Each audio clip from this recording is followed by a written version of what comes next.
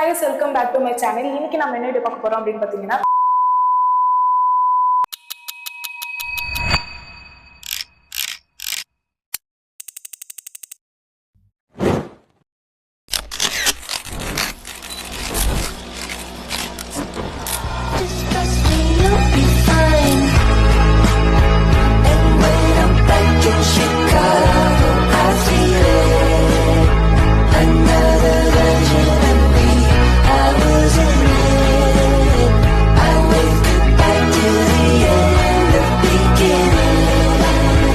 கொஞ்சம் எல்லாரும் உங்க லைஃப் ஒரு நிமிஷம் ரீவைண்ட் பண்ணி பாருங்க.